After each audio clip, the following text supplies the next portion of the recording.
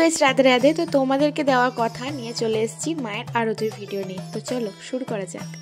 সন্ধ্যাবেলা মাকে যে মিষ্টান্ন ভোগ অর্পণ করার কথা সেই থালায় রেডি করা হচ্ছিল, আর একে একে সে সমস্ত থালা মিষ্টিতে একদম পরিপূর্ণ করে তৈরি করা হয়েছে। তো দেখো সব থালাগুলো কত সুন্দর লাগছে, এক একটা থালা অনেক বড় ছিল।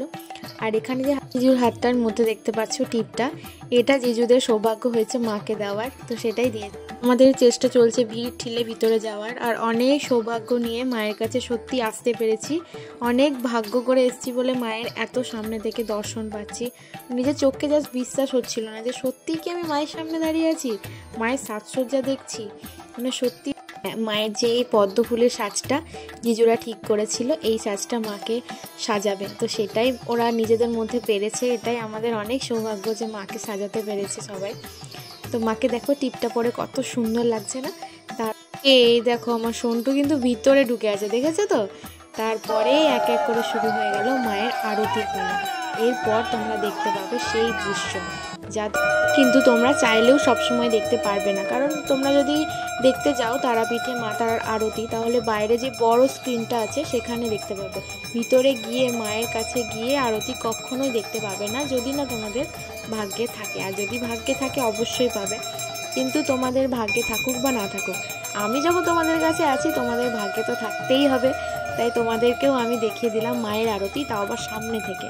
দেখতে পাচ্ছ সামনে দাঁড়িয়ে মায়ের আরতি দেখার যে আনন্দ, সেটা চোখ দিয়ে বেরিয়ে আসছিল। শুধু মনে হচ্ছিল মাকে চোখ ভরে মায়ের আরতি দেখি, মাকে দেখি, শুধু মাকে দেখে যায়, আর কোনো দিকে চোখ যাচ্ছিল না।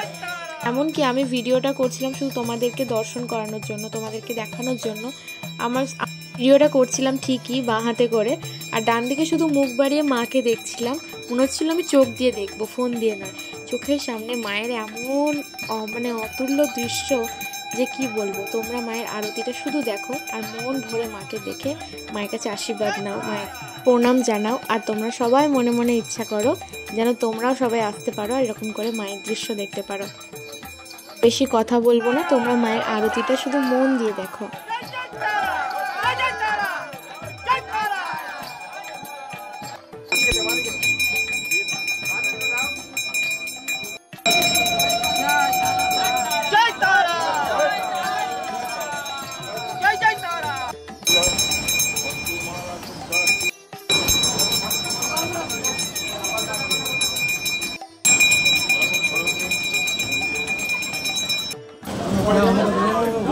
আরতি হয়ে গেল, এবার মাকে ভোগ দেওয়ার পালা।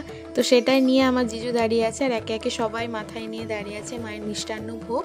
সেটাই এনে মাকে এখন দেওয়া হবে যার পালি। এটা দেখার জন্য আমরা আরতি দেখে বেরিয়ে আবার ঢুকেছি মায়ের এই সুন্দর দৃশ্য দেখবো বলে।